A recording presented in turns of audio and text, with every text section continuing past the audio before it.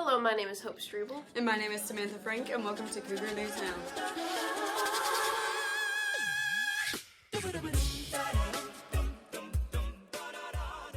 Lifting team will have its first practice this Friday after school from 2:30 to 3:30. Be sure to bring your physical if you do not already have one on file. See Coach Wells or Camacho if you have questions. This time of year, there is a lot of scholarships being offered to high school seniors planning to go to college. If you would like some of this free money, make sure you see one of the guidance counselors. There is a Neon Nights Glow Dance this Friday from 7 to 10. Admission is $3 and will include a refreshment and snacks. Glow-in-the-dark accessories will be available for purchase. See Miss Sturgeon in room 302 for details. Mr. Pack would like seniors to know that seniors can purchase BC Spirit wristbands through Mr. Pack in room 407 for $15. Spirit bands will grant free admission to every BC home game this year. Drama Club members will be having a Christmas party on December 17th. If you would like to be included in the Secret Santa gift exchange, stop by Miss Burton's office sometime this week and add your name to the list. The drawing for names will be Monday and Tuesday of next week, and gifts are limited to $10. Today we have Brian Schmidt here to tell us about boys basketball. Yesterday we learned what diabetes was. Today let's see what you may need to watch for. If you're experiencing symptoms, you should go see your doctor. They may have you take these next steps. Yes, there's a lot of symptoms. Diabetics, people who are diabetic or who don't know they're diabetic, a lot of times will experience extreme thirst, a lot of frequent urination, sometimes weight loss, sometimes weight gain. You have either or. Extreme hunger, are often very hungry. Some people have like a fruity smelling breath where they're releasing ketones. Some people experience excessive thirst, excessive urination, intense hunger, could have an unexplained weight loss, maybe some jitteriness.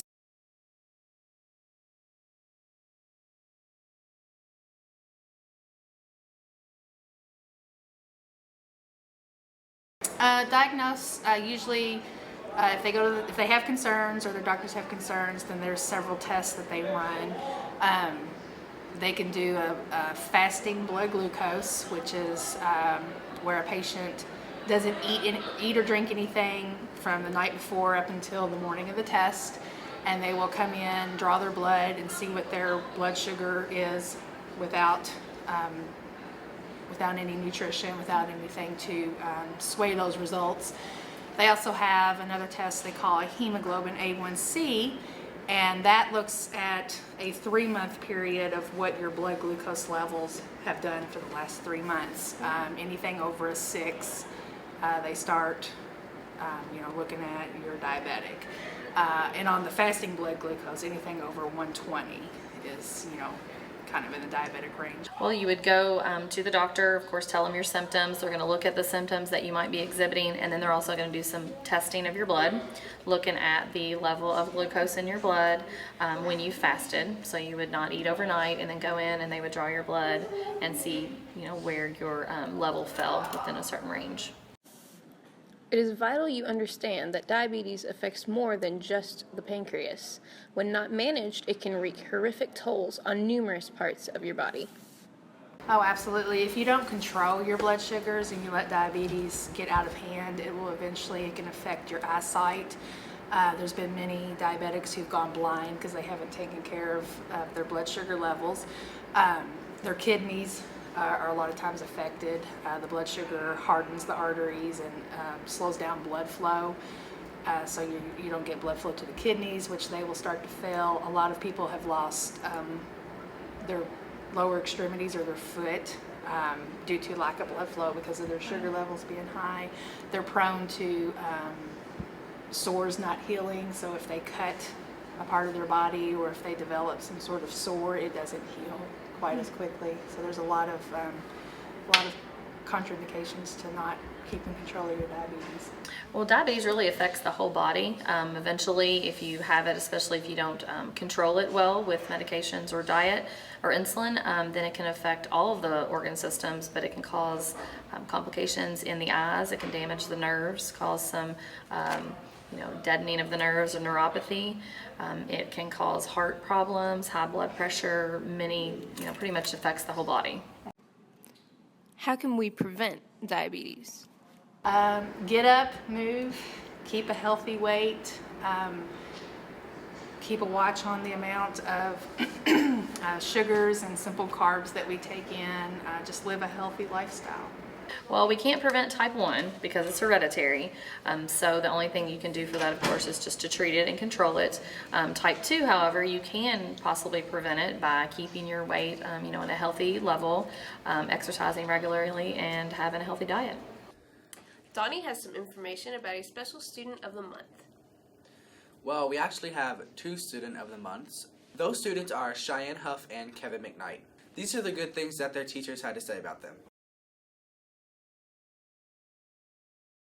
6 kids out of how many? Do you know how many's in our school? No. Almost 1,300. Wow. Kevin McKnight. Kevin McKnight. I don't know about this guy, but thanks, Kevin. Thank you. Congratulations. I think Kevin McKnight should be Student of the Month because when you look at the qualities that you'd want to have in a student like this, he exhibits all of them. He's a straight A student. His attendance is top notch. He comes to school every day and does exactly what he's supposed to do. And he maintains high grades while playing sports. He plays soccer, basketball, and baseball. So he exhibits a lot of the qualities that you want in a student, especially when you look at a role model for other kids to look up to. I think Kevin exhibits all those qualities. Hello. Kevin McKnight is a wonderful choice for Student of the Month. The reasons that he's so good are because of his spectacular attendance, his amazing work ethic, and his intelligence and diligence, attending to every task in class. That sort of rhymed. Kevin's a wonderful person, a wonderful student. I love him. I love working with him. I'm very proud of him. And I'm proud to be able this morning to address the school on his behalf in the news. Thank you, Kevin, for being the wonderful student that you are. Cheyenne, wonderful job. Thank you, ma'am. Congratulations. Cheyenne is a great student. She stays focused. She takes her academics very seriously. She tries to do the best she can, even when it isn't involved with a grade. She's always trying to do the best she can. She's current. She does good work. She's a good student. She stays focused, and I think she's a great student to have as a student of the month. Cheyenne is such a wonderful student. She is very conscientious. She completes all of her assignments. She is a wonderful poet, which I admire. And overall, she's just a sweet, nice, pleasant person to be around. As you know, boys basketball season has just begun. How many years have you been playing high school basketball? 4 years. 5. Are you competitive against your teammates? Yes, practices are very intense. Yeah, we do a lot of one-on-one drills to make us more competitive. What are your strengths and weaknesses of the team? We have good ball handling since we're all guards, but we don't have very many big men.